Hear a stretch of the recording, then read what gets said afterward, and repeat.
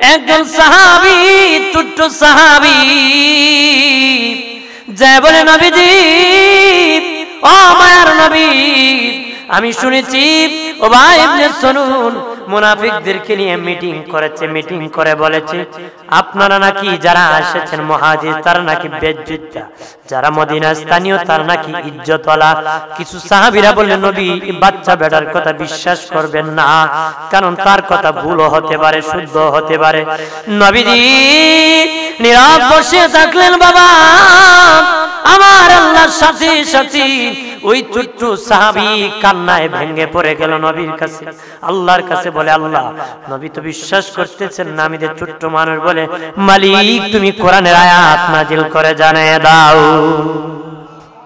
আল্লাহ জানাই দিয়েছেন হাবিব তারা বলেছে যারা আপনারা মুহাজির বেজ্জুতা, ওয়ালিল্লাহিল ইজ্জাত, ইজ্জত হলো আমি আল্লাহর জন্য, ওয়ালি রাসূলিহি, ইজ্জত হলো আমার রাসূলের জন্য, ওয়ালিল মুমিনিনা, ইজ্জত হলো মুমিনের জন্য, ওয়ালাকিন্নাল মুনাফিকিনা লা ইয়ালামুন, মুনাফিকরা সেটা জানে না।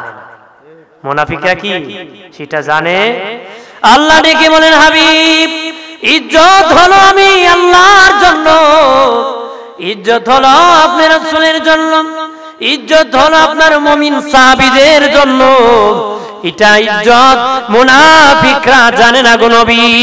যারা বলেছে আপনারা বেজ্জুতা, আপনারা বেজ্জুতা না, তারাই হলো বেজ্জুতা, তাদের ইজ্জত নাই নাই দে তারা সেটা জানে না গো নবী।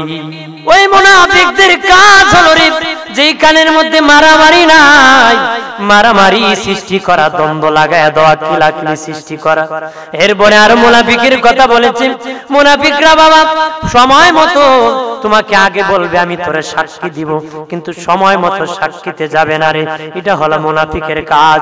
তোমারে বলবে তুই কাজটা কর, ভালো কাজটা আমি তোর সাথে আছি, কিন্তু সময় মতো থাকবে না রে।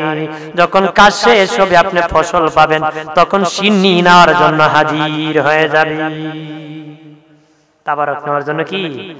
আল্লাহ নবীর যুগেও এমন মুনাফিক ছিল বাবা, জিহাদের যখন ডাক পড়ে যেত যুদ্ধ, নবী বলতেন জিহাদে যাওয়া লাগবে, তারা আসে বলতো নবীজি আমরা জিহাদে যাব গো, যুদ্ধের ময়দানে যাব, যুদ্ধের ময়দানে যাব, এইভাবে বলতো। সময় যখন জিহাদের হয়ে যেত আগের দিন তারা আসে বলতো নবীজি আমি বিপদে পড়েছি, ইচ্ছা ছিল গো নবী জিহাদে যাব, কিন্তু আমার বিবি অসুস্থ হয়ে পড়েছে, আমার ঘরে আগুন লেগে গেছে, আমি বড় ডিস্টার্বে পড়ে গেছি, নবীজি এই সমস্যা না হলে কে আমারে আটকাইতো গো নবী, আমি জিহাদের মাঠে যাইতাম। নবী যখন যুদ্ধের মাঠে যেতেন তারা যেত না রে বাবা, জিহাদ করে যখন মাল পেতেন, গোলাম পেতেন, তখন তারা আবার হাজির হয়ে বলতো মায়ের নবী ও দিনের নবী একা একা জিহাদে গিয়েছেন, আমার কে আটকাইতে পারতো, এই বিপদে পড়ে না আমি যেতে পারছি না গো নবী। ওই জিহাদের দাসী নেওয়ার জন্য, গোলাম নেওয়ার জন্য, মাল নেওয়ার জন্য, তারা অংশ নেওয়ার জন্য হাজির হয়ে বলতো নবীজি গো বড় আশা ছিল জিহাদে যাব, কিন্তু যেতে পারি নাই। তখন আল্লাহ ডাক দেয় হাবিব তারা কোনো মুসলমান না, আপনার সাহাবীরা মূলত তারা নামদারি মুনাফিক, তারা আপনাকে ইজ্জত সম্মান দিতে জানে না নবী, তারা মুসলমান না, তারা বেঈমান। চিল্লায় বলেন নাউযুবিল্লাহ। নবী যুগে বাবা ও বাবাজি একজন ইহুদি আর মুসলমান ঝগড়া বেজে গেল। ইহুদি বলে চাদরের মালিক ইহুদি, মুসলমান বলে মুসলমান চাদরের মালিক। আল্লাহর নবী দরবারে বিচার দায়ের করল, বিচার শুরু হয়ে গেল, বিচারের দ্বারা প্রমাণ হয়ে গেল ইহুদির চাদরটা বাবা মুসলমানের না। নবী রায় দিয়ে দিলেন এটা ইহুদির চাদর। বের হয়ে মুসলমান বলতেছে না না আমি মানি না, আমি সানি বিচার চাই। কি বিচার? সানি বিচার চাই। তে ইহুদি কয় আমিও তো তোমার নবীর কাছে কালেমা পড়ি নাই, নবী মানি, কিন্তু তুমি নবীর কাছে কালেমা পড়ে মুসলমান হইছো, তুমি মানো না কেন রায়? সে বলতেছে না না আমি মানি না, আমি সানি বিচার চাই। ইহুদি বলে কার কাছে তুমি বিচারে যাবে? উমরের দরবারে বিচারে যাব। ইহুদি জানতো মুসলমান অন্যায় বিচার করে না, মুসলমান ন্যায় বিচার করবে। তখন ইহুদি ওই মুসলমানকে নিয়ে হযরত ওমরের দরবারে যাওয়ার পরে ওই ইহুদি মুসলমান বলল, উনি আমার চাদর চুরি করছে, আমি বিচার চাই।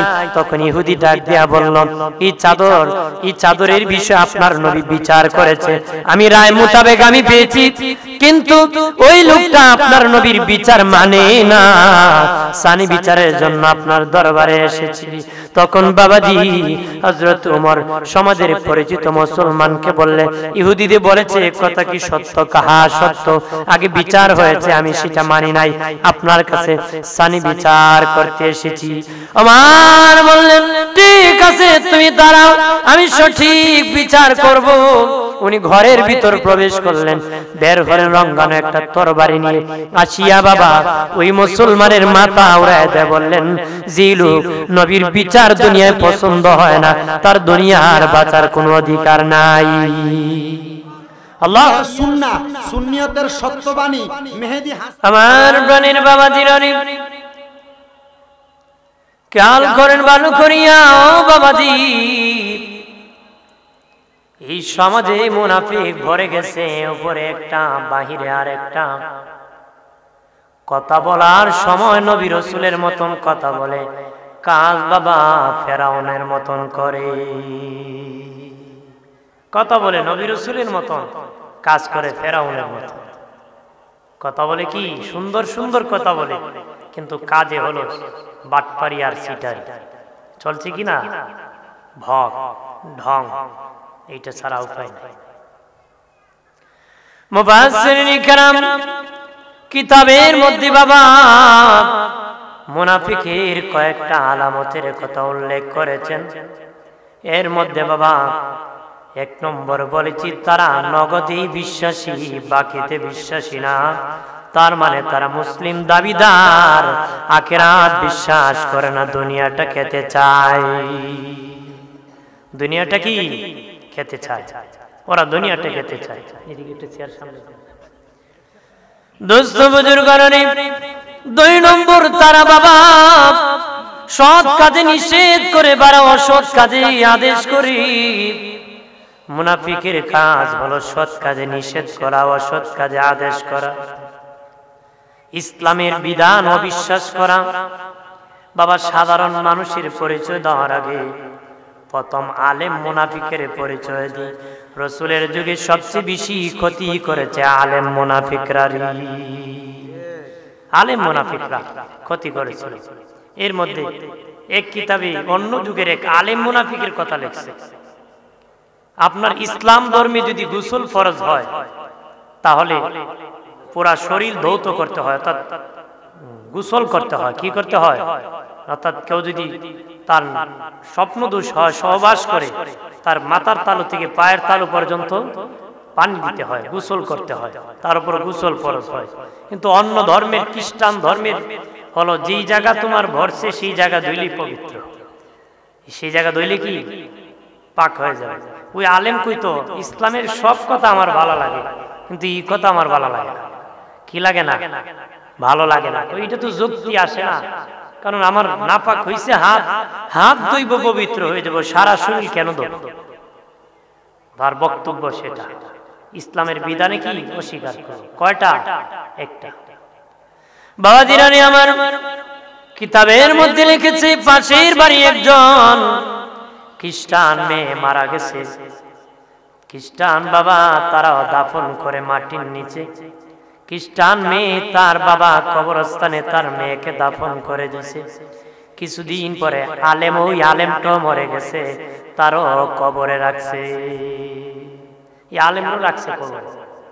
তে জরুরত একটা জিনিস আলেমের কবরে মানে রাখি আসছিল, যা না আনলে হবে না। ফতোয়ার কিতাবে আসছে, যদি এমন জরুরত হয় তাহলে কবর খনন করে সেই জিনিস আনা জায়েজ আছে। সেই জিনিস আনা কি জায়েজ আছে। বাবাজিরানি আমার এমন জরুরত ছিল, কবর খনন করতে শুরু করলো। আলেমের কবর যখন খাটিয়া সরাইল, দেখে তার কবরে আলেম নাই, কবরে একজন মেয়ের লাশ আছে। কার লাশ? পরিচিত। ওই দিনই একজন খ্রিস্টান মেয়ে মারা গিয়েছিল কিছুদিন আগে, তার লাশটাই পাশের বাড়ি এই কবরে এসে গেছে। মানুষ তো বিপদে পড়ে গেল, আলেম রাখলাম একটু আগে কবরে, এখন যে খ্রিস্টান মেয়ে আমার আলেমের কবরে, কারণ কি? তখন তারা খ্রিস্টান মেয়ের বাড়ি যায়, বললো দেখো তো, তারা আসিয়া দেখে ঠিকই তাদের মেয়ের লাশ মুসলমানের কবরে এসে গেছে। আর তখন ওই কবর খনন করে দেখে আলেমের লাশ চলে গেছে খ্রিস্টান মেয়ের কবরে।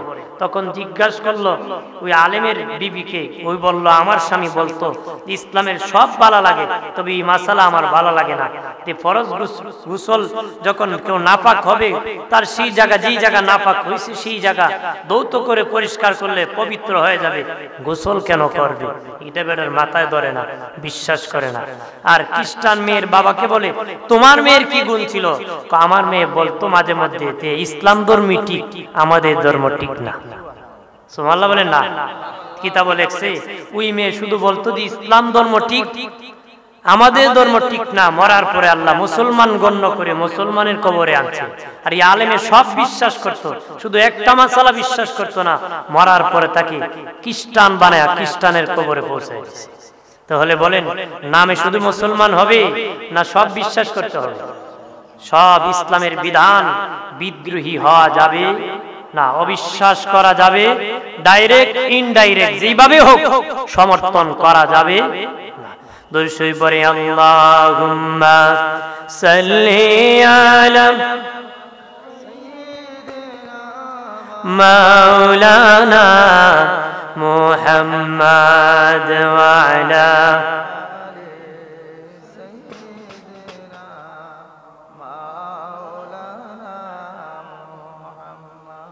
এ দুনিয়া পরে থাকবে, আমরা একদিন থাকবো না।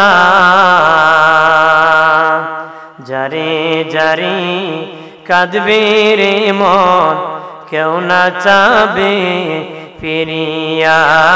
আল্লাহুম্মা সাল্লি আলা সাইয়্যিদিনা মাওলানা মুহাম্মাদ ওয়া আলা আলি।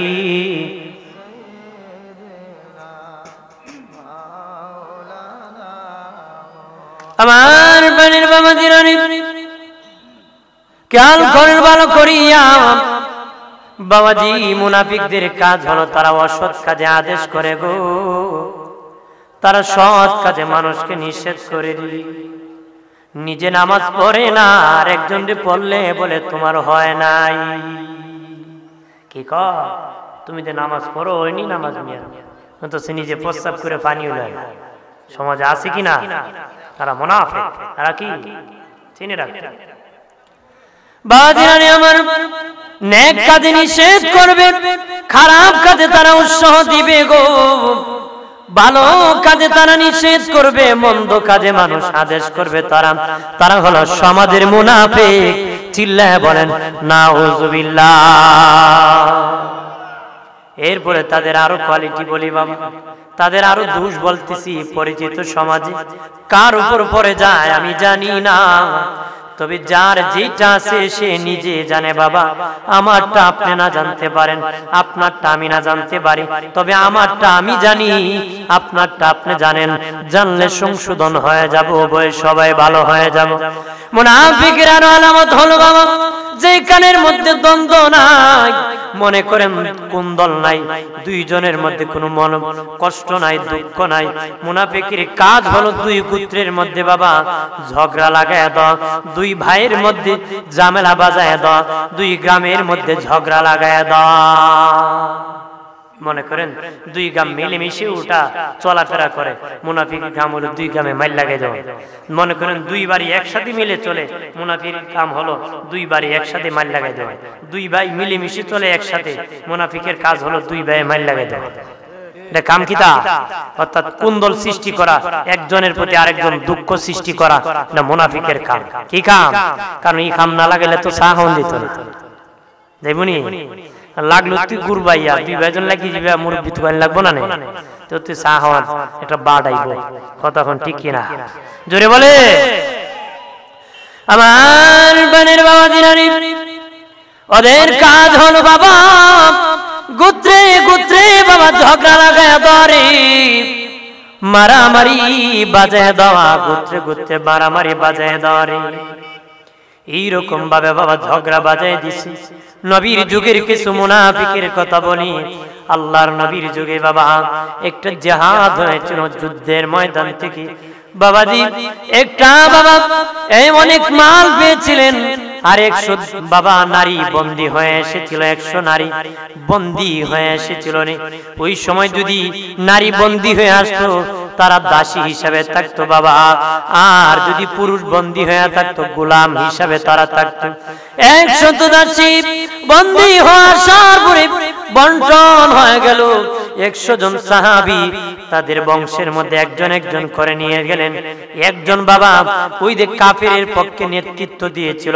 যে কাফেরের পক্ষে তার যে নেতা ছিল কাফেরদের ওই নেতার বোনও একজন বন্দী হয়ে এসেছিল ওই নেতার বোন ছিল নবীর সাহাবী সাবেদ ইবনে কয়েস রাদিয়াল্লাহু তাআলা আনহুর বাড়ি নাম কি সাবেদ ইবনে কয়েস রাদিয়াল্লাহু তাআলা আনহুর বাড়ি পড়ছিল ওই কাফের নেতার বোন পড়ছিল কার বোন নেতার বোন 100 জন বলেছিল 100 জনের বাড়ি আর নেতার বোন তো বাবা মেধা শক্ত সাবেদ ইবনে কয়েস রাদিয়াল্লাহু তাআলা আনহুর কাছে বলল আমি তো এসে গেছি দেশ ছেড়ে দেশান্তর হয়ে গেলাম আমি কালেমা পড়িয়া মুসলমান হয়ে গেলাম সুবহানাল্লাহ বলেন ওই মহিলা নেতার বোন না কালেমা পড়ে মুসলমান হয়ে গেছে আর সাবেদ ইবনে কয়েসকে বলে আমাকে আজাদ করে দাও উনি বাবা টাকার বিনিময়ে বললেন আমি তোমাকে আজাদ করে দিব ওই মহিলা বড় চালাক ছিল আমার দিনের নবীর দরবারে যায় বলে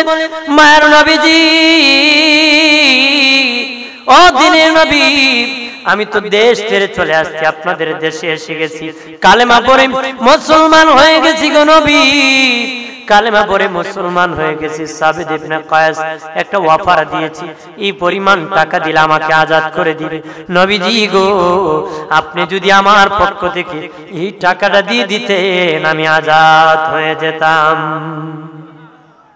চালাক মানুষ কাজ এগিয়ে যায় মহিলা চালাক তো এগিয়ে নিয়েছে রাসূলুল্লাহ বলেন ঠিক আছে আমি দিয়ে তোমারে আজাদ করে দিলাম সুবহানাল্লাহ বলেন ওই মহিলা আর কত চালাক জানেননি রাসূলুল্লাহ আমি তো আইসি দেশ আর তো যাইতাম না আপনি যদি অনুমতি দিতেন আপনার বিবি হইয়া সারা জীবন কাটাইতেন শেষে রাসূলুল্লাহ আমাদের উম্মাহাতুল মুমিন বানাইছিলেন বিয়ে করে ওনাকে বিবিও বানাইছিলেন সুবহানাল্লাহ বলেন না বন্ধুরে আমার যেই কথা বলার জন্য বলেছি ওই জাহাজ যেখানে হয়েছিল বাবা ওই কানের মধ্যে জাহাজ শেষে সাহাবীদের মধ্যে একটা ঝগড়া বেজে গিয়েছিল মুনাফিকরা বাবা আনসার আর মুহাজিরের মধ্যে ঝগড়া বাজায় দিয়েছিল আনসার আর মুহাজিরের মধ্যে নবীর সাহাবী আনসার আর মুহাজির যখন ঝগড়া লেগে গেল গো আনসার সাহাবী বলে রে আনসাররা তোমরা আমার সাথ দাও সব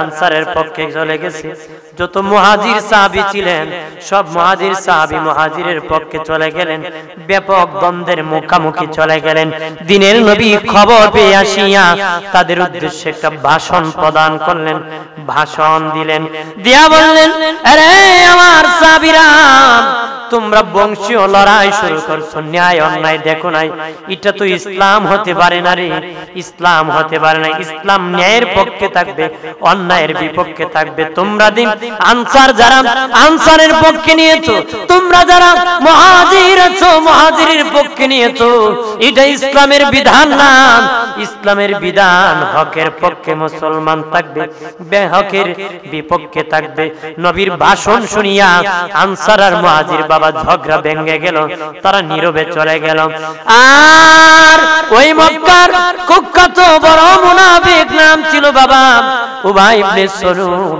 ওই মুনাফিক তখন একটা মিটিং ডাকলো, মিটিং ডাকিয়া বলে, শোনো রে, ওই শোনো, আমাদের মক্কার স্থানীয় ব্যক্তিদের সাথে, ওই দিন মদিনার স্থানীয় ব্যক্তিদের সাথে যারা এই দেশের বেইজ্জতলা এসেছে, তারা দেশ ছেড়ে মক্কা ছেড়ে মদিনা এসেছে, তারা মুহাজির, তারা বেইজ্জতওয়ালা, তারা আমাদের দেশে থাকে, তারা আমাদের দেশে তাকিয়া আমাদের সাথে ঝগড়া করে।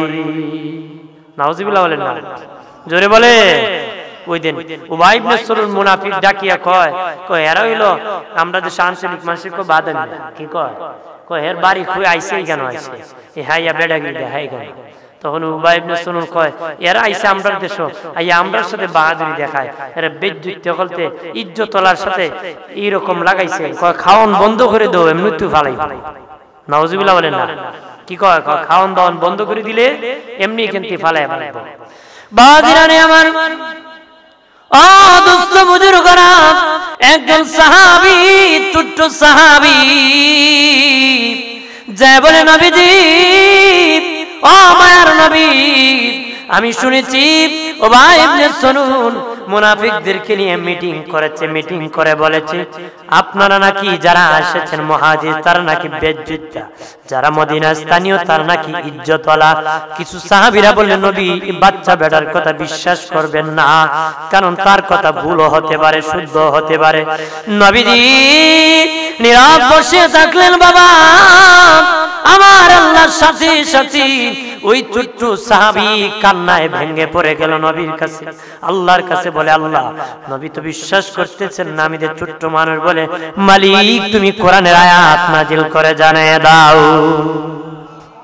আল্লাহ জানাই দিয়েছেন, হাবিব, তারা বলেছে যারা আপনারা মুহাজির বেজ্জত, ওয়ালিল্লাহিল ইজ্জাত, ইজ্জত হলো আমি আল্লাহর জন্য, ওয়ালি রাসূলিহি, ইজ্জত হলো আমার রাসূলের জন্য, ওয়ালিল মুমিনিনা, ইজ্জত হলো মুমিনের জন্য, ওয়ালাকিন্নাল মুনাফিকিনা লা ইয়ালামুন, মুনাফিকরা সেটা জানে না। মুনাফিকরা কি সেটা জানে? আল্লাহ ডেকে বলেন, হাবিব, ইজ্জত হলো আমি আল্লাহর জন্য, ইজ্জত হলো আপনার রাসূলের জন্য, ইজ্জত হলো আপনার মুমিন সাহাবীদের জন্য। এটা ইজ্জত মুনাফিকরা জানে না গো নবী। যারা বলেছে আপনারা বেজ্জত, আপনারা বেজ্জত না, তারাই হলো বেজ্জত, তাদের ইজ্জত নাই, নাই দে তারা সেটা জানে না গো নবী। আল্লাহু আকবার, জোরে বলে। এখানে চাইছিল তারা দ্বন্দ্ব বাড়াইতো, কি বাড়াইতো? ওই দিন গোষ্ঠী আমরা স্থানীয়, এরা আইছে বেজ্জত, তখন মনে করেন সবাই ঐক্যবদ্ধ হয়ে তাদের বিপক্ষে কি মারামারি সৃষ্টি করে, এরকম মুনাফিকদের খায়। ও ভাই ইবনে সালুল কুখ্যাত মুনাফিক ছিল বাবা। আল্লাহর নবীর বিবি আম্মা জান আয়েশার উপর জিনার তহমত পর্যন্ত দিয়েছে বাবা, জিনার তহমত পর্যন্ত দিয়েছে, মিথ্যা অপবাদ দিয়েছে। এমন কোন রাস্তা নাই নবীর উপর অপবাদ দেয় না, ক্ষতি করতে চেষ্টা করে নাই। উবাই ইবনে সালুল, উবাই ইবনে সালুলের ছেলে ছিল আব্দুল্লাহ ইবনে উবাই, ওই ব্যক্তি আবার নবীর সাহাবী ছিলেন আব্দুল্লাহ, আব্দুল্লাহ আবার নবীর সাহাবী ছিল। আর উবাই ইবনে সালুল তার বাবা মুনাফিক ছিল নেই। উবাই ইবনে সালুল যখন মরে যায়, মরার আগে তার ছেলে আব্দুল্লাহকে ডেকে বলে, মুনাফিক ডেকে বলে, আরে এ বাবা আব্দুল্লাহ, আমি যখন মরে যাব রে, আমি মরে যাওয়ার পরে তোর নবীর গায়ের জামা দিয়ে আমার কাফন লাগাই দিবি। কত বড় পলিসি, কত বড় পলিসি। হাজ্জাজ বিন ইউসুফ হলো বড় জালিম আছে, এমন জুলুম নির্যাতন করছে, মরার সময় আল্লাহ তুমি আল্লাহু আকবার, আমি জালেমে আকবার। আল্লাহ তোমার আল্লাহু আকবারের শান রক্ষা করব, আমি জালেমে আকবরকে maaf করে দিই। পলিসির দোয়া, কি টেকনিক, পলিসি করে। আর উবাই ইবনে সালুল মুনাফিক টেকনিক করছে, কোন নবীর জামা দিয়া নাকি কবরে নাও। বাদিরানে আমার, তার ছেলে আব্দুল্লাহকে ডেকে বলে, বাবা আমি মরে গেলে রে, তোর নবীর জামা মুবারক দিয়া কবরে আমার নামাই দিবে। আব্দুল্লাহ ডেকে বলে, বাবা গো, তুমি সারা জীবন আমার দিনের নবীর বিরোধিতা করেছো, আর এখন বুঝি নবীর জামা মুবারক লাগায় তোমাকে কবরে নামাই দিব।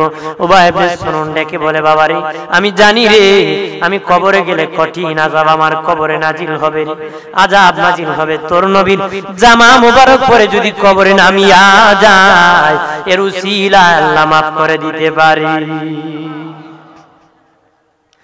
আর ডেকে বলেন, আরে আব্দুল্লাহ, আমি মরে গেলে রে, আমার জানাজার ইমামতি যেন তোর নবী করে। বাবাজি উবাই ইবনে সালুল যখন মরে গেল, দৌড়াইয়া আব্দুল্লাহ আমার দিনের নবীর দরবারে বলে, ইয়া রাসূলুল্লাহ, আমার বাবা ওসিয়ত করেছেন আপনার গায়ের জামা দিয়া যেন কাফন লাগায় দিই, আপনি যেন আমার বাবার ইমামতি করেন। নবী দেরি নাই, সাথে সাথে গায়ের জুব্বা খানা খুলে দিয়ে দিয়েছেন। সুবহানাল্লাহ বলেন না? আপনি লিখিত বলেন না, এর টামায় কেমন আমি দেখতাম বস, হ্যাঁ বলে হে কিভাবে এর দাফন করে আজকে কবর আছে, কতক্ষণ ঠিক কিনা? আর নবী এত উদার নবী, এত দয়ার নবী, নবী সাথে সাথে জুব্বা খুলে করে দাফন করে। সুবহানাল্লাহ বলেন না? চলছে কিনা জোরে বলে। তাহলে নবীর আদর্শে আছি না আমরা দূর হয়ে আছি? দূর হয়ে আছি। বাবাজি রানী আমার দিনের নবী বলেন, আব্দুল্লাহ যাও, যাও রে আব্দুল্লাহ, যাও তাড়াতাড়ি করে গোসল করাও, আমি নবীর জামা জুব্বা মুবারক লাগাও, আমি সাহাবী লইয়া মাসতেছি জানাজার ইমামতি করব রে। যখন বাবা বাড়ি থেকে নবী সাহাবীদের কিনে মসজিদ নববী থেকে রওনা করলেন, আমিরুল মুমিনিন খলিফাতুল মুসলিমিন ওমর ফারুক রাদিয়াল্লাহু তাআলা আনহু ব্যারিকেড সৃষ্টি করে বললেন, নবীজি গো কোথায় যান? নবী বললেন, উবাই ইবনে সালুল মারা গেছে, তার জানাজার ইমামতি করার জন্য যাইতেছি।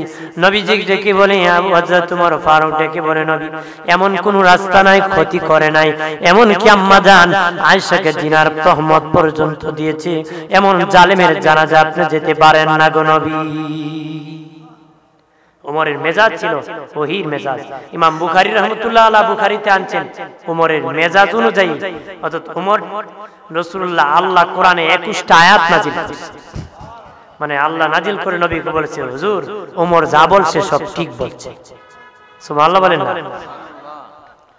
দিনে নবী ডেকে বললেন, আরে ওমর এমনি বললে হবে না, দলিল দিতে হবে, দলিল দলিল পেশ করো রে, আমি তার জানাজায় যেতে পারবো না, এই মর্মে দলিল দিতে হবে। ওমর ডেকে বললেন, ইয়া রাসূলুল্লাহ, আল্লাহ কোরআনে বলেছেন নবী মুনাফিকদের জন্য যদি 70 বারও আপনি দোয়া করেন নবী, আমি আল্লাহ আপনার দোয়া কবুল করব না গো নবী।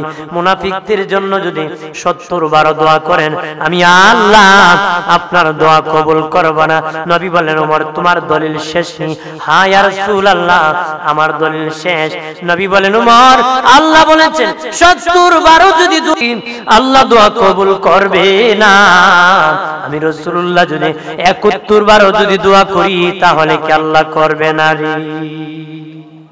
আমি 71 বার করব, আল্লাহ তো কিছু 70 বার করলে করতো না, আমি একবার বাড়ায় করব, তখন তো করব। সুবহানাল্লাহ বলেন না? ওমর কো আমার আর দলিল না, আপনি যেতে পারেন। যাই হোক পরে আটকানো হয়েছে। হাজিরিন এদিকে গেলে লম্বা হবে, নবী উদার মনের, কত নবী, মানে এটা বোঝানোর জন্য আমি টেনেছি, এদিকে গেলে আবার লম্বা হবে। পানের বাবাজি রানী, ও বাবাজি, মুনাফিকদের কাজ হলো যেখানে কোনো দ্বন্দ্ব নাই দ্বন্দ্ব সৃষ্টি করা, তবে দ্বন্দ্ব আসিল ঠিক, মারামারি নাই। মুনাফিকের কাম হলো মারামারি সৃষ্টি করা। দুই ভাইয়ের মধ্যে কুন্দল ছিল, কিলাকিলি ছিল না। দুই বাড়ির মধ্যে কুন্দল ছিল, মারামারি ছিল না। দুই গ্রামের মধ্যে কুন্দল ছিল ঠিক, কিলাকিলি মারামারি ছিল না।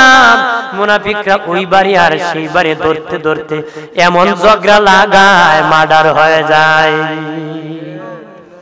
মার্ডার করে সারে কইরে এও বাগে গাউরে বাগায়, কথা হয় না? জোরে বলেন না? সাত্তি মাত্তি ভালায় বাগে, কারণ আর গাঁয়ে আগুন না লাগাইলে তো আর খাম হয় না, এর খামে খালি আগুন লাগে, কতক্ষণ ঠিক কিনা? এরা আবার চালাক মানুষ, এরা কি তা চালাক? এটা গল্প কেমন চালাক? হ্যাঁ, এক কানো থাকে আর এক কানো না। আপনার কি আরে ভাই সাহেব, যে কথা তোর ভাই আমারে কইছে, যদি তোরে কই মার্ডার করবি, ওই দিছিনি আগুন লাগাইয়া, ইহ কিতা কো ভাই, এ চলিয়েছি।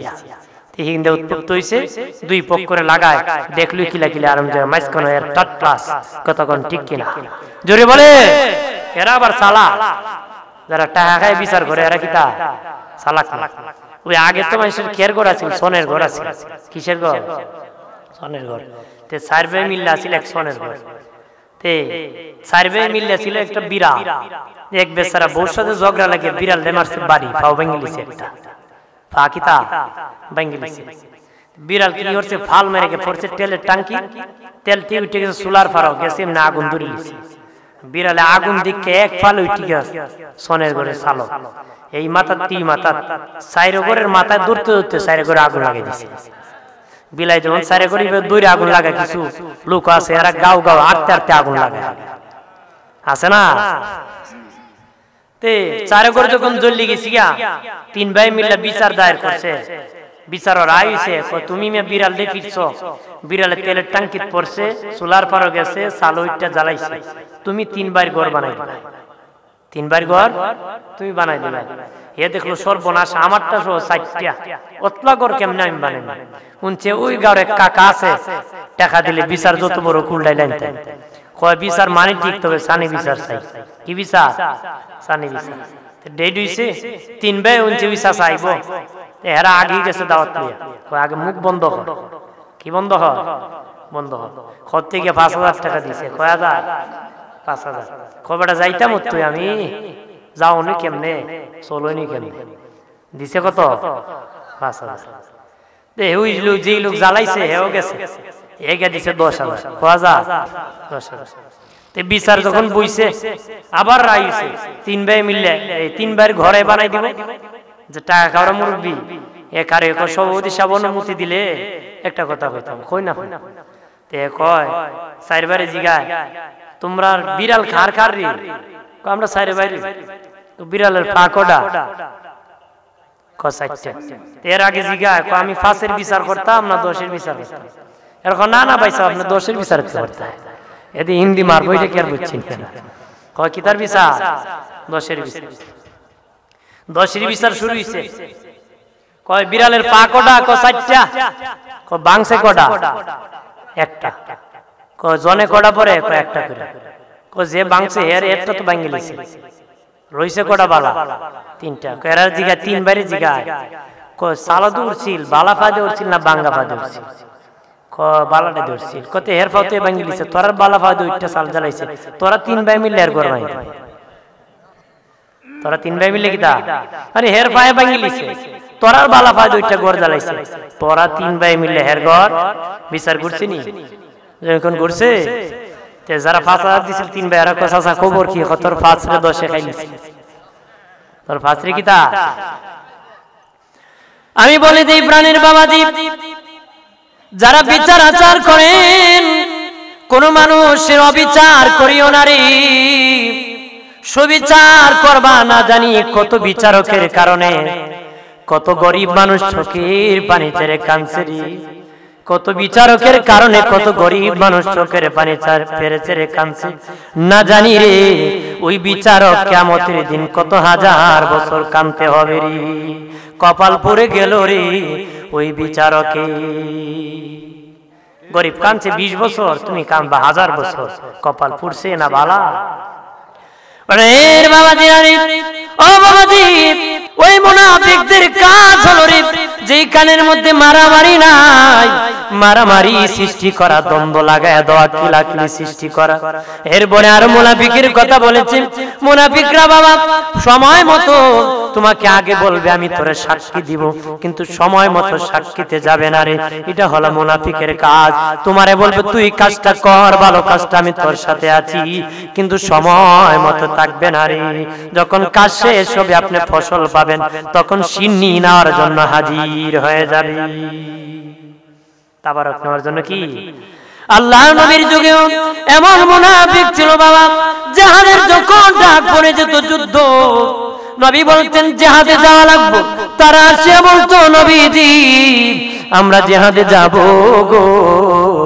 যুদ্ধের ময়দানে যাব যুদ্ধের ময়দানে যাব এইভাবে বলতো সময় যখন জিহাদের হয়ে যেত আগের দিন তারা আসে বলতো নবীজি আমি বিপদে পড়েছি ইচ্ছা ছিল গো নবী জিহাদে যাব কিন্তু আমার বিবি অসুস্থ হয়ে পড়েছে আমার ঘরে আগুন লেগে গেছে আমি বড় ডিস্টার্বে পড়ে গেছি নবীজি এই সমস্যা না হলে কে আমারে আটকাইতো গো নবী আমি জিহাদের মাঠে যাইতাম নবী যখন যুদ্ধের মাঠে যেতেন তারা যেত না রে বাবা জিহাদ করে যখন মাল পেতেন গোলাম পেতেন তখন তারা আবার হাজির হয়ে বলতো মায়ের নবী ও দিনের নবী একা একা জিহাদে গিয়েছেন, আমার কে আটকাইতে পারতো?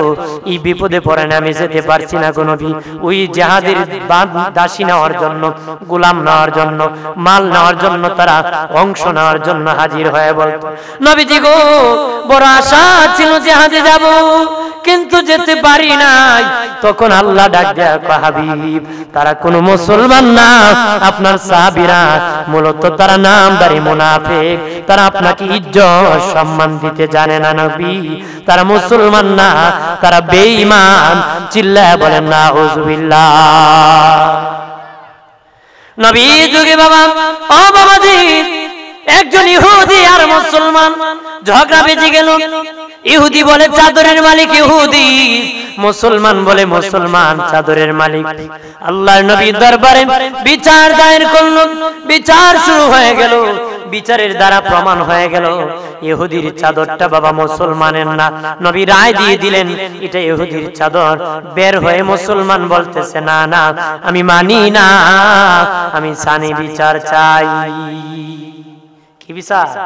সানি বিচার চাই। তে ইহুদি কয়, আমিও তো তোমার নবীর কাছে কালেমা পড়ি নাই, নবী মানি, কিন্তু তুমি নবীর কাছে কালেমা পড়ে মুসলমান হইছো, তুমি মানো না কেন রায়? সে বলতেছে, না না আমি মানি না, আমি সানি বিচার চাই। ইহুদি বলে, কার কাছে তুমি বিচারে যাবে? উমরের দরবারে বিচারে যাব। ইহুদি জানতো মুসলমান অন্যায় বিচার করে না, মুসলমান ন্যায় বিচার করবে। তখন ইহুদি ওই মুসলমানকে নিয়ে হযরত ওমরের দরবারে যাওয়ার পরে ওই ইহুদি মুসলমান বলল, উনি আমার চাদর চুরি করছে, আমি বিচার চাই।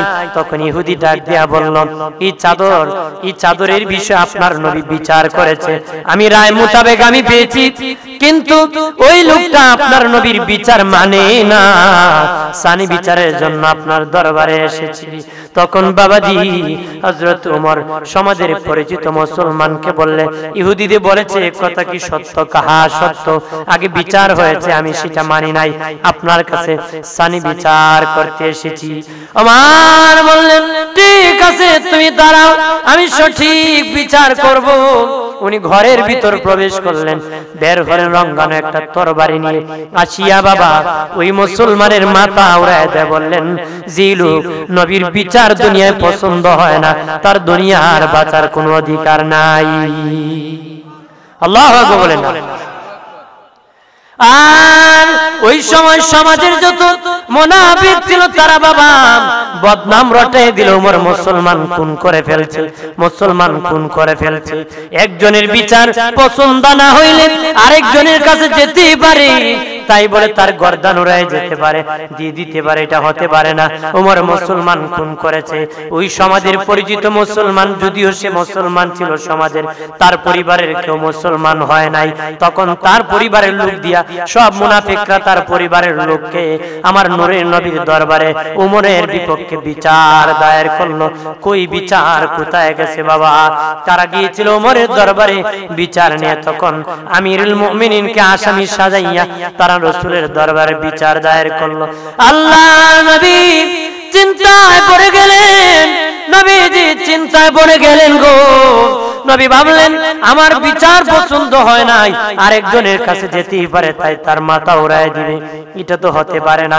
এখন খুনের বদলা খুন করতে হবে, মাথা ফেলে দিতে হবে, কি করব? নবীজি ভাবতেছেন, আল্লাহ জিবরিল পাঠিয়ে নবীকে জানায় দিয়েছে, নবীজি গো হযরত ওমর কোন মুসলমানের মাথা উড়ায় দেয় না, যদিও সমাজে মুসলমান নাম ছিল, সে মুসলমান না, সে হলো মুনাফিক। কোন ইমানদার আপনার রায়কে অমান্য করতে পারে না। চিল্লায় বলেন আল্লাহু আকবার। এইভাবে চলছে, যেখানে যেভাবে লাগানো সেইভাবে লাগানো হইতেছে, সমাজের পরিস্থিতি ভয়াবহ অবস্থায় চলে যেতেছে। কথা বলেন ঠিক কিনা? সমাজের কিছু ক্যান্সারের কারণে তারা সমাজের ক্যান্সার। কথা বলেন ঠিক কিনা? আমার বোনের বাবাজিরা রে, ও দোস্ত বুজুর্গরা, খেয়াল করেন ভালো করিয়া, অনুরোধ করে বলি, এই মুনাফিকের থেকে বের হয়ে আসবেন। মার যারা নবী বলেন তারা যেখানে দ্বন্দ্ব নাই দ্বন্দ্ব লাগাবে, যেখানে মারামারি নাই মারামারি লাগাবে। মুনাফিকরা ওয়াদা করলে খেলাফ করে, আমানত থাকলে খেয়ানত করে, কথা বললে মিথ্যা বলে, ওয়াদা করলে খেলাফ করে বাবা, আমানত রাখলে তারা খেয়ানত করে রে, ওয়াদা করলে তারা বাবা খেলাফ করে বাবা। ইমাম মুসলিম রাহমাতুল্লাহ আলাইহি আরো দুইটা বাড়ায় বলেন, যদিও নামাজ পড়ে, যদিও রোজা রাখে, যদিও নামাজ পড়ে, যদিও রোজা রাখে, তারপরও তারা মুনাফিক। যদি ওয়াদা খেলাফ করে, যদি বাবা আমানতের খেয়ানত করে, যদি বাবা মিথ্যা বলে। নামাজ পড়লো, রোজা রাখলো, ইমাম মুসলিম রাহমাতুল্লাহ আলাইহি বলেন এরপরে মুনাফিক। এরপরে কি? পানের বাবা দিনারে মুনাফিকরা হজ করে, মানুষ তাকে হাজী বলবে, বাবাজি তসবিহ পড়ে, মানুষ তাকে তসবিহওয়ালা আমলদার বলবে। মুনাফিকরা নামাজ পড়ে, মানুষ তাকে নামাজি বলবে। কথা কনা আছে কিনা? মুনাফিকরা এমন কথা বলে আপনার সামনে আর পাছনে মানুষকে বিপদে ফেলে দেয়। কথা বলেন ঠিক কিনা? জোরে বলেন না।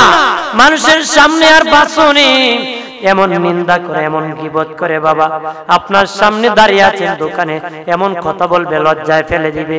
আপনার সামনে নাই, সামনে যেয়ে পিছনে এমন কথা বলবে লজ্জায় ফেলে দিবে। এরা মুনাফিক। চিল্লায় বলেন নাউযুবিল্লাহ। আল্লাহুম্মা সাল্লি আলা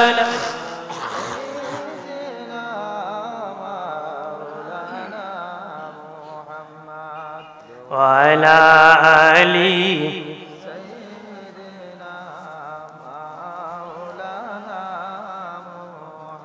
এ দরতে সে নবী না দেখিলেন বাবার মুখ, ৬ বছরের কালে নবী হারাইলেন মায়ের বুক। আল্লাহুম্মা সাল্লি আলা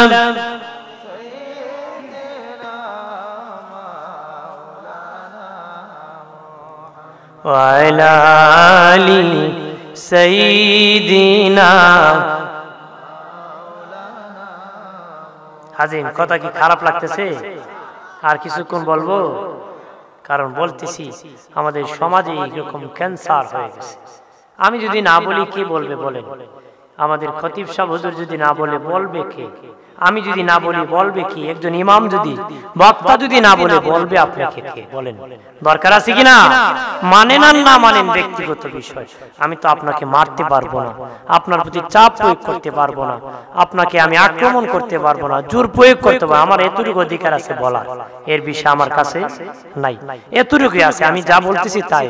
এখন আপনি রাখবেন না না রাখবেন এটা আপনার ব্যাপার। কথা বলেন ঠিক কিনা? কার ব্যাপার? অনেকে খাবার কয় যে ওয়াজ করে হেদায়েত নাই, কি নাই? হেদায়েত নাই। যে কয় হের হেদায়েত নাই। কথা কোন ঠিক কিনা? আরে আমি ওয়াজ করছি, তুমি হেদায়েত পাও না, এটা তোমার দোষ। ও তোমার রক্ত দোষ না তোমার স্বভাবগত দোষ? বংশগত দোষ তাহলে স্বভাবগত দোষ। এটা আমার দোষ না, আপনার দোষ। নিজের নিজে জিগাইবেন কোন দোষে আকাম কাম ছাড়তে পারেন না। নিজের নিজে জিগাইবেন নি, জিগাইন বলে আমি এত ওয়াজ শোনার পর কেন পাপ ছাড়তে পারি না? এটা কি আমার বংশীয় দোষ না আমার স্বভাবগত দোষ? ছাড়তে হবে। কথা বলেন ঠিক কিনা? জোরে বলে। আল্লাহ রাসূল হতাশ হয়ে গিয়েছিলেন দ্বীনের দাওয়াত দিয়ে, যখন গ্রহণ করে না, আল্লাহ আমি কি দাওয়াত দিব তার তো গ্রহণ করতেছে না। আল্লাহ বলেন ধৈর্য ধরেন, হতাশ হবেন না, দাওয়াত দেন। দাওয়াত দেওয়ার কাজ আপনার, হেদায়েতের মালিক আমি আল্লাহ। দাওয়াত দেওয়া নবীর উম্মতের কাজ, হেদায়েতের মালিক কে? হেদায়েতের মালিক হলেন আল্লাহ। আল্লাহ বলেন আমি কাকে হেদায়েত দেই, কাদেরকে হেদায়েত দান করি জানোনি? যারা আমার কাছে হেদায়েত চায় তারা হেদায়েত পায়। সুবহানাল্লাহ বলে না? যারা হেদায়েত চাবে বাবা তারা হেদায়েত পাবে, যারা চাবে না তারা কোনোদিন পাবে না রে। যারা সত্যকে পছন্দ করে না, সত্য জানে ঠিক, তার হেদায়েত আসবে না। কথা বলেন না? সত্য জানবে যখন, সত্যের উপর জীবন চালাইতে হবে, মিথ্যা পুরাটা ফেলে দিতে হবে। মুমিন মুনাফিকের রূপ নিয়ে থাকবা না, মুনাফিকের স্বভাব নিয়ে থাকবা না রে। মুনাফিক হলে সবাই ভালো বলে, ডাইনেও ভালো বলে, বামেও ভালো বলে, সব লোক ভালো বলে। মুমিনকে সবাই ভালো বলতে পারে না। ও মুমিন, এক ব্যক্তি শাক গায়ে দিছে বাবা, পিছে বোতাম লাগাইছে। আরেক বেটায় কয় কেন রে তুই পিছে বোতাম লাগাইলে? কো বুঝছো না আমি পিছে বোতাম লাগাই হাঁটতেছি, হাঁটলে মানুষ বুঝতে পারবে না আমি আইতাছি না যাইতাছি। আমি আইতাছি, এরকম সুবিধাবাদী মানুষ আছে না, এরা যে চলে কেউ টার ফানা কোনাইন্দা দিয়ে গাতা গাতা কথা হন, ঠিক কিনা? জোরে বলে ধরতে সরতে পাওয়া যায় না, কিন্তু যত আকাম কুকামের লিটা আছে কিনা? আমার বাড়ির বাবাজি, অদুষ্ট বুজুর্গরা খেয়াল করেন ভালো করে। নবী বলেন কথা বললে মিথ্যা বলে, কথায় কথায় মিথ্যা বলে। বাবা বাবা মুনাফিক যারা আছে তারা সত্য জানলো বলতে পারে না রে। কেন বলে না জানুনি? কারণ সত্য বললে সে যে মিথ্যা বলেছে প্রমাণ হয়ে যাবে। নিজে জানে তারপরে বলে না।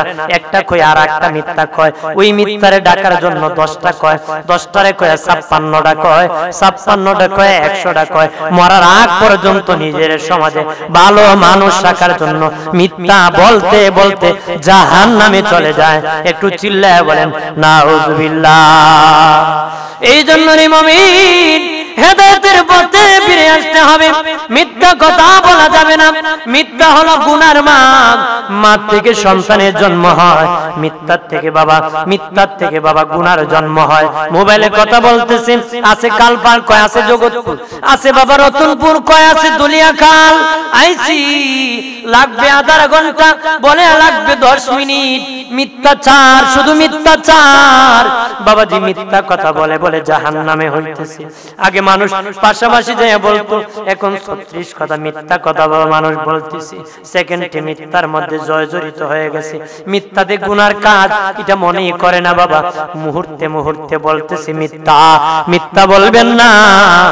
মিথ্যা কোনদিন জোড়া কপাল, পুরা কপাল যেমন জোড়া লাগে না, মিথ্যা কোনদিন জোড়া লবে না রে। যত মিথ্যা বলেন মিথ্যাবাদী, মিথ্যাবাদীর উপর আল্লাহর লানত, সত্যবাদীর উপর আমার আল্লাহর রহমত। সুবহানাল্লাহ বলেন না? বলে দিন বাবা, সবচেয়ে বেশি মিথ্যা বলা হয় ব্যবসার ক্ষেত্রে। এখন ব্যবসার ক্ষেত্রে মিথ্যা বলে বাবা। দোকানদারি করে মিথ্যা কথা কয়। মাল কিনছে 100 টাকা, কয় কিনছে 150 টাকা, 200 টাকা বিক্রি না করে লস হবে। মাল কিনছে 20 টাকা, বলে কিনছে 30 টাকা। এই রকম ভাবে মিথ্যাবাদী হয়ে গেছে। মিথ্যা কথা বলে কথায় কথায় এরকম পাপাচার, মিথ্যাচারের মধ্যে জর্জরিত হয়ে গেছে। পাপাচারের মধ্যে জর্জরিত হয়ে গেছে বাবা।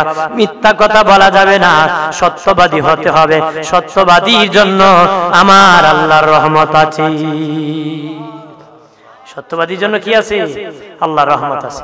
2 নম্বর বাবা, মুনাফিকরা ওয়াদা করলে খেলাফ করে। নাউজুবিল্লাহ বলেন না? ওয়াদা করলে খেলাফ করে। নিজে যখন ইনশাআল্লাহ বলে, তখনই মনে মনে বলে তোরটা আমি দিব না।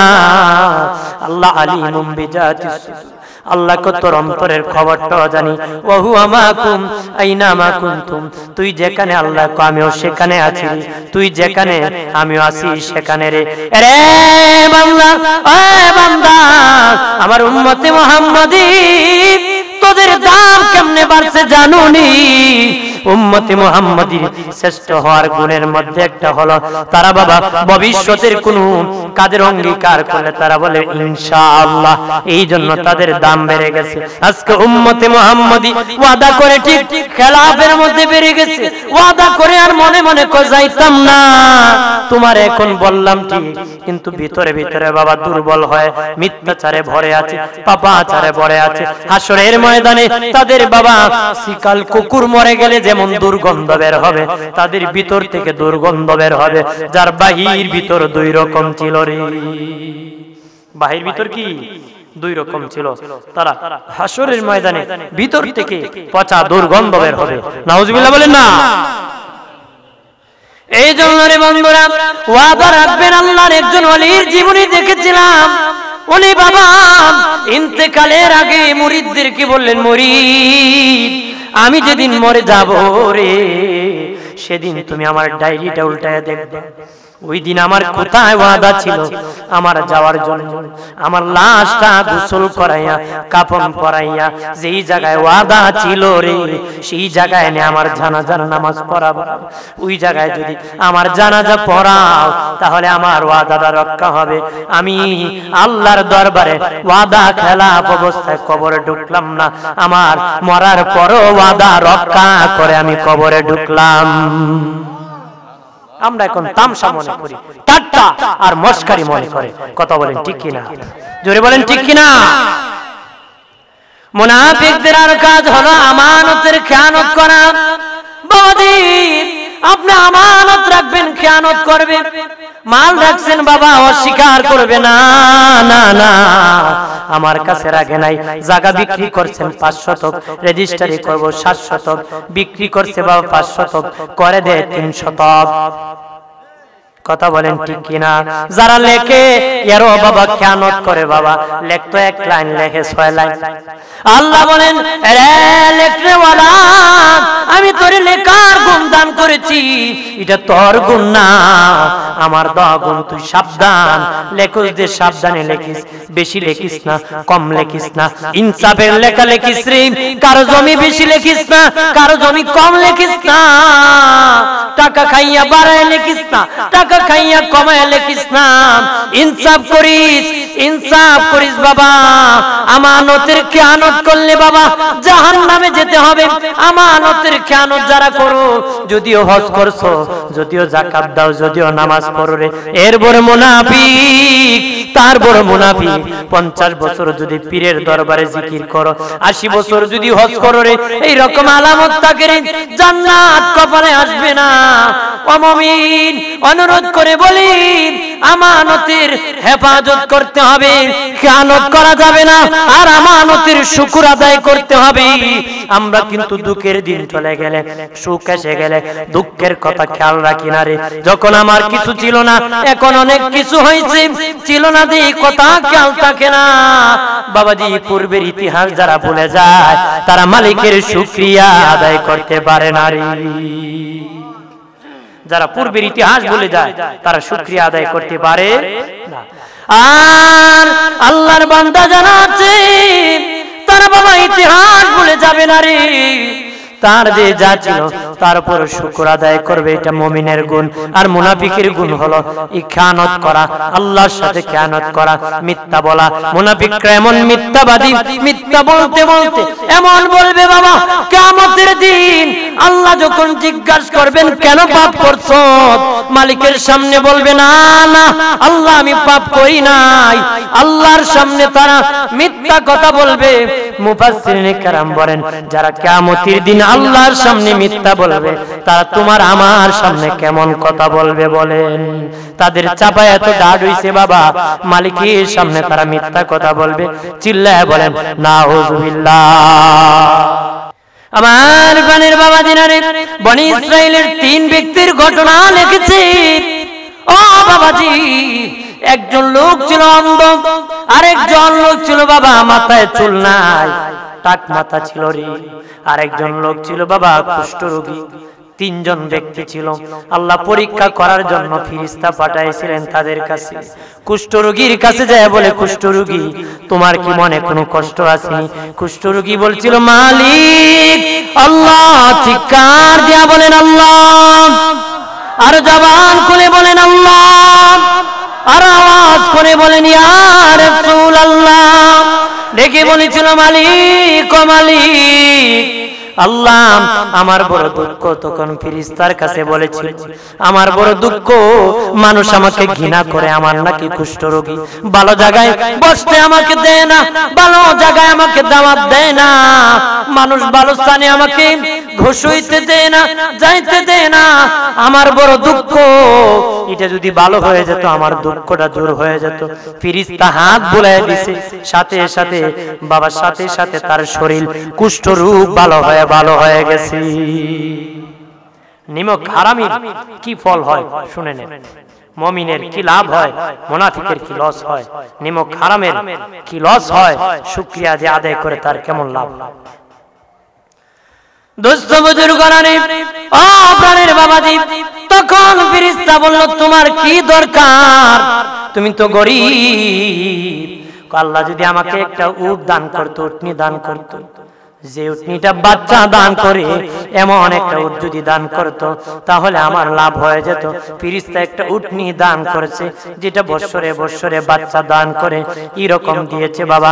বাচ্চা পেতে পেতে ওই গরিব মানুষ কুষ্ঠরোগী ভালো হইছে, ধনী হয়ে গেছে। আর এক ব্যক্তি হলো টাক মাথা, ওই লোকের কাছে যেয়ে বলে ভাই তোমার কি সমস্যা? দেখেন না মাথার মধ্যে চুল নাই, বড় কষ্ট, মানুষ লজ্জা দেয়, এটা বড় দুঃখ। আমার মাথার চুল উঠে গেলে আমার সফলতা এসে যেত। তখন হাত বুলাই দিছে, মাথার মধ্যে চুল উঠে গেছে, চুল উঠে গেছে, গজে গেছে বাবা। তখন তোমার কি আর কিছু পাওনা আসেনি? আল্লাহ যদি একটা গাবি দান করতো, যে গাবি বৎসরে বৎসরে বাচ্চা দেয়, তাহলে আমি কামিয়াব হয়ে যেত। ফেরেশতা একটা গাবি দিয়েছে, এত বাচ্চা দিয়েছে, লোকটা এত তাড়াতাড়ি ধনী হয়ে গেছে। অন্ধ লোকের কাছে যায় বলে তোমার কি খবর, কোন দুঃখ আসেনি? দেখেন না মালিক আমাকে চক্ষু দান করে নাই, আমি রৌদ্র দেখি না, সূর্য দেখি না, রে চন্দ্র দেখি না, দিন দেখি নাই, রাত দেখি নাই, কালো না সাদা আমার বিবি দেখি নাই, সন্তান দেখি নাই। আমার চক্ষু যদি আল্লাহ দিত তাহলে আমার বড় লাভ হতো বাবাজি। তখন ফেরেশতা তার চোখে হাত বুলাই দিছে, সাথে সাথে আমার আল্লাহ চক্ষু দিয়ে দিছে। তারে ডাক দিয়া তোমার কিছু লাগবে না, এক আল্লাহ যদি আমার একটা ছাগল দিত যেটা বাচ্চা হয়, একটা ছাগল দিছে, অনেক বড় লোক হয়ে গেছে। জোরে বলে। আর অনেক দিন পরে আবার ফেরেশতা পাঠাইছেন আল্লাহ তাদেরকে চেকআপ দেওয়ার জন্য, পরীক্ষা নেওয়ার জন্য। প্রথম আসিয়া বাবা যে লোক কুষ্ঠরোগী ছিল সে মানুষের সামনে এখন বড় লোক হয়ে গেছে, ভাষণ প্রদান করতেছে, বড় বড় ভাষণ দিতেছে, বলতেছে। তখন ওই মা তুমি তো কুষ্ঠরোগী ছিলা, আল্লাহ তোমাকে উটনি দিয়েছিল, এটার দ্বারা তুমি বড় লোক হয়েছিল। তখন ওই লোকটা ধমক মারছে ফেরেশতাকে, মানুষের সুরতে গিয়েছে, কি মা আমার কোন জীবনে কুষ্ঠরোগীও ছিল না, আমি গরিবও ছিলাম না, তুমি কেন রে আমারে মানুষের সামনে লজ্জায় ফেলে দিছো? অকৃতজ্ঞ। কি হয়ে গেল? অকৃতজ্ঞ। কি আমার জীবন কুষ্ঠরোগ ছিল না, আমি গরিব টরিব ছিলাম না, কই থেকে আইছো? ফেরেশতা চলে গেছে টাক মাথাওয়ালার কাছে, ওই লোক মানুষের সামনে আছে, বলতেছে তুমি তো টাক মাথা ছিলা রে, তোমার মাথায় এত টাক চুল ছিল না, গরিব ছিল, আল্লাহ তোমাকে চুল দিয়েছে, গাবি দান করেছে, কই থেকে আসছো মিয়া? আমার জীবনে কোনোদিন চুল না ছিল না, জন্ম থেকে আমার মাথায় চুল ছিল, আমি ধনী ছিলাম। অকৃতজ্ঞ। ফেরেশতা চলে গেল, যার চক্ষু ছিল না তার কাছে যায় বলে ভাই তুমি তো অন্ধ ছিলা রে, তোমার তো মাল ছিল না। তখন ওই লোকটা বলে ভাই তুমি খেয়ে রে কোথা থেকে আসলা রে? আলহামদুলিল্লাহ আমার দুটা চোখ ছিল না রে, আল্লাহ আমার চক্ষু দান করেছে, চক্ষু দান করেছে, আমার চক্ষু ছিল না, মালিক চক্ষু দিয়েছে। আমি গরিব ছিলাম, আমি গরিব ছিলাম, আমাকে আল্লাহ ছাগল দিয়ে তো ধনী বানাইছে। ওই ফেরেশতা প্রথম ব্যক্তির কাছে উটনি চেয়েছিল, দেয় নাই। দ্বিতীয় ব্যক্তির কাছে গাবি চেয়েছিল, দেয় নাই। শুকরিয়া আদায় করবে দূরের কথা বাবা, ধমক দিয়ে দিয়েছি। ওই যে অন্ধ লোক ছিল ওই লোকটাকে বলে ভাই ছাগল তো সব আল্লাহর দেওয়া ছাগল, আমাকে দান করবানি? কাহা মালিক চক্ষু দিয়েছে, ছাগল দিয়া ধনী বানাইছে, তোমার যতটা খুশি ততটা তুমি নিয়ে যাও। আল্লাহ বলেন ফেরেশতারা রে, আরে ফেরেশতা যে লোক অন্ধ লোক শুকরিয়া আদায় করলো, নিমক হারাম হলো না। বাবাজি আকাবির হযরতগণ বলেছেন নিমক হারাম কারে কয় জানেন? উনি বলেন নিমক দানি দিয়েছেন নুন খাওয়ার জন্য, নুন খাইছে আবার নুন দানি ভাঙ্গে দিছে, এটার নাম হলো নিমক হারাম। বাবা যে তালে খাও তালে কানা করে, কথা হয় না। আর আল্লাহ তারে খাওয়াইলো, আল্লাহর প্রতি অকৃতজ্ঞ যখন হয়ে গেল, আল্লাহ বলেন ফেরেশতা ওই টাকওয়ালা ওই যে কুষ্ঠরোগ ওয়ালা আগের মতন কুষ্ঠরোগী তারা হয়ে গেল, আগের মতন টাকওয়ালা হয়ে গেল, আগের মতন গরিব হয়ে গেল।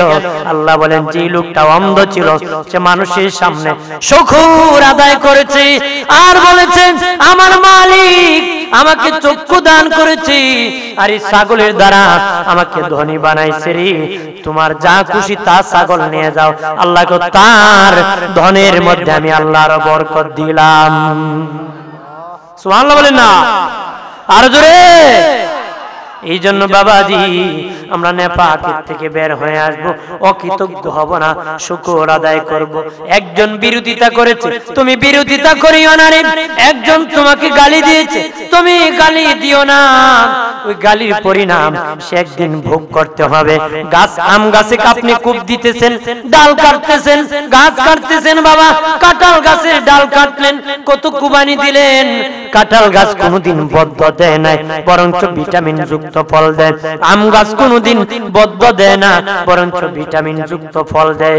যদি গাছের আদর্শ গ্রহণ করতে পারো তুমি আল্লাহর ওলি হয়ে যাবে। আল্লাহর ওলি শিবলি যাচ্ছে রাস্তা দিয়ে, একটা গাছের গোড়ায় বসে, গাছ কয় শিবলি তুমি যদি ওলি হতে চাও আমার আদর্শ গ্রহণ করো। আল্লাহর ওলি শিবলি ডেকে বলেন ওরে গাছ তোমার মধ্যে কি আদর্শ? গাছ দেখে বলে শিবলি দেখো রে আমার মধ্যে মানুষ কত আঘাত করে, কত কিল, কত মানুষ পাতা ছিঁড়ে, কত মানুষ ডাল কাটে, আমি বদ্ধ দেই না, কাঁঠাল দেওয়া বন্ধ করি না, আম দেওয়া বন্ধ করি না, ভিটামিন যুক্ত ফল দান করি। তোমাকে যদি মানুষ ঠেলাঠালি করে, বকাবকি করে, বিরোধিতা করে, তুমি করিও না, আল্লাহ বরকত দান করবি।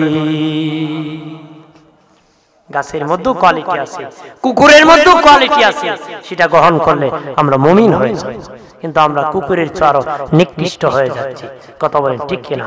মুনাফিকি সয়লাভ হয়ে গেছে, সমাজের পরিস্থিতি খারাপ হয়েছে, মসজিদে গেল সেই সমস্যা, সমাজে আসলো সেই সমস্যা, বিচারে আসলো সেই সমস্যা, যেখানে যাবেন সেখানে সেই সমস্যা, কথা বলেন ঠিক কিনা? এই সমস্যার সমাধানের দরকার আছে কিনা? যেরকম দরকার সমাধান কেমনে হবে? সব ভালো মানুষ ঐক্যবদ্ধ হতে হবে, কথা বলেন ঠিক কিনা? বাবাজি মুনাফিকরা খারাপ কাজে ঐক্যবদ্ধ হবে, আর যারা মুমিন আছে তারা বাবা ভালো কাজে ঐক্যবদ্ধ হবে। আগে তো মুনাফিকের কথা বলেছি, এখন মুমিন বলি। বাবা যারা মুমিন আছো আমরা অবশ্যই মুনাফিকের বিপক্ষে, অন্যায়ের বিপক্ষে থাকবে। মুমিন জীবনে কোনোদিন খারাপ কাজকে সমর্থন করতে পারে না।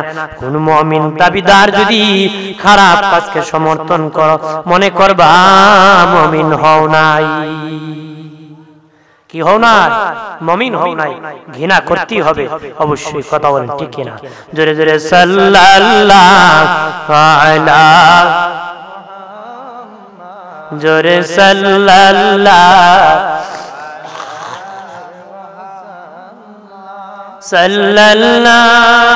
আলা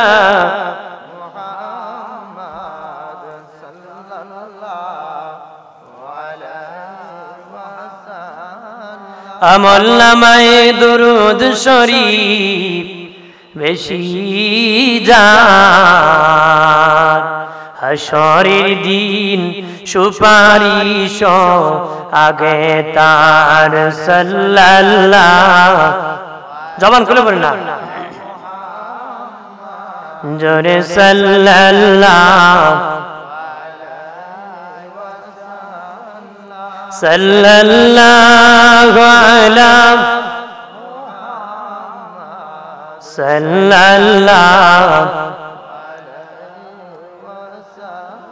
আমার প্রাণের বাবাজি নারী, ও বাবাজি, মুমিনের গুণ হলো রাস্তায় যদি কোনো কিছু পরে থাকে মুমিন পরিষ্কার করে দিবে রে।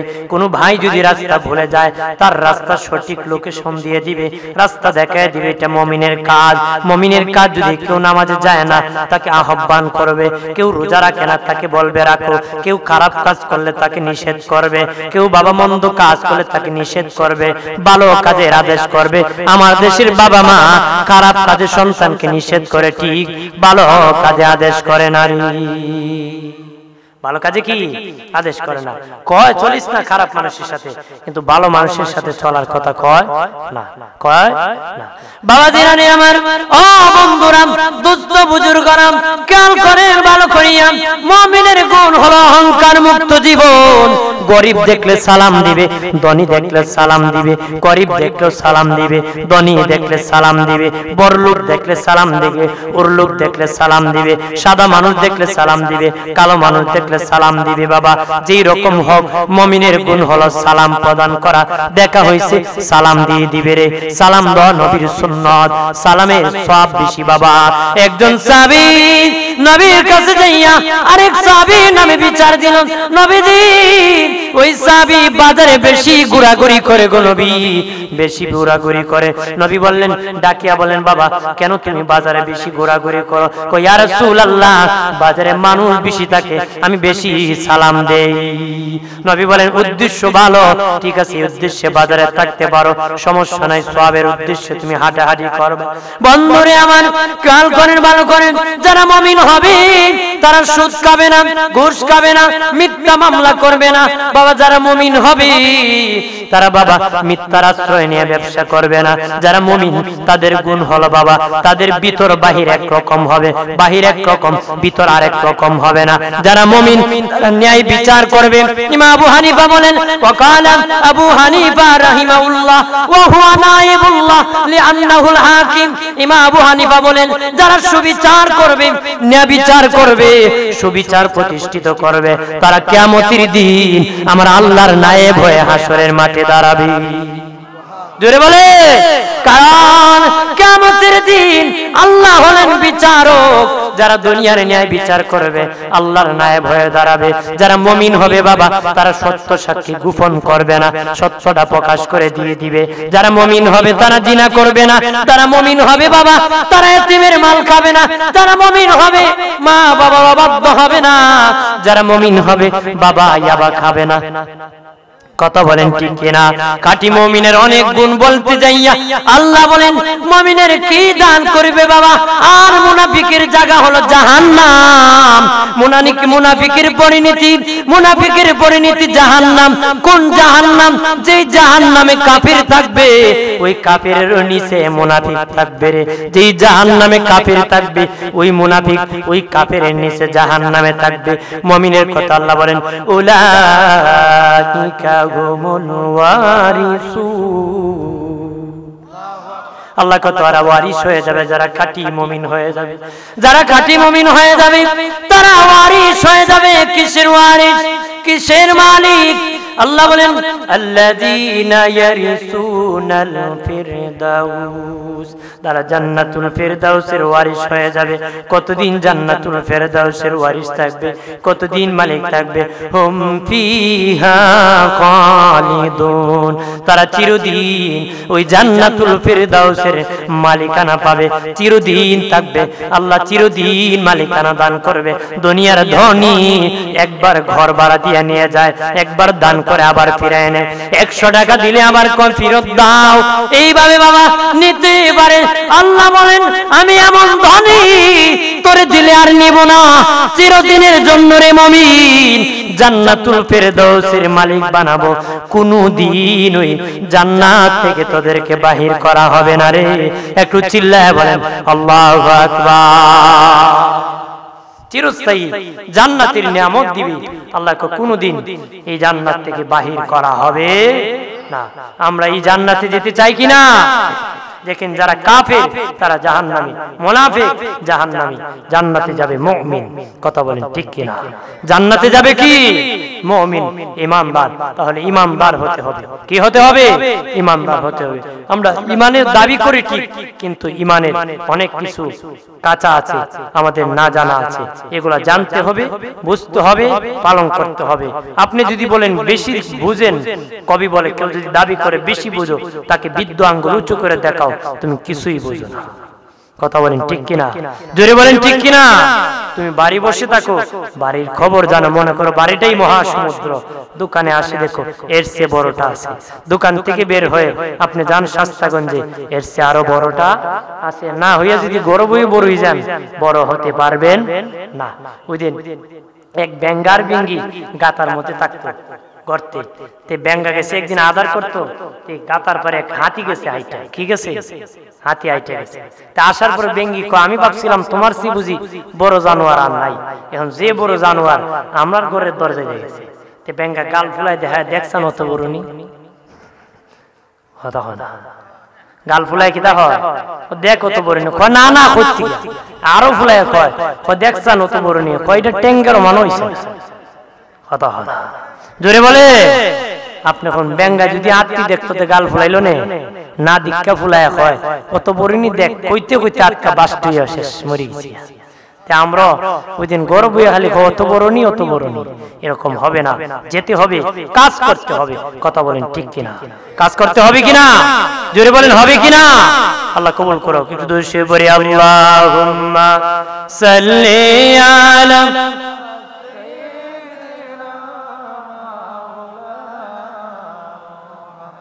وعلى آله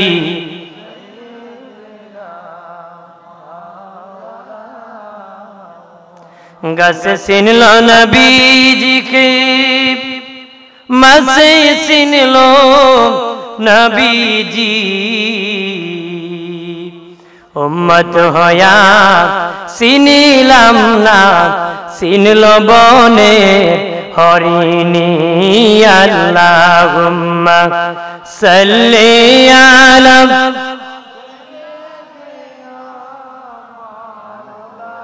আমি যাইতে চাইছি ওয়ালা আলি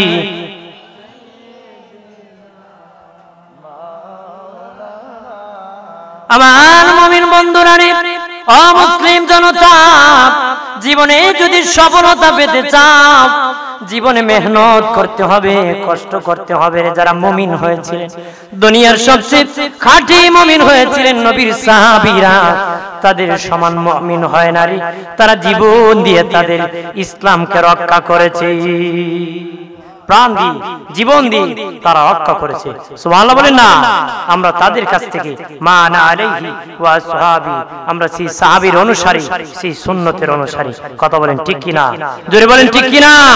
আমরা সেই নবীর সুন্নতের অনুসারী হয়ে জান্নাতে যেতে চাই তো।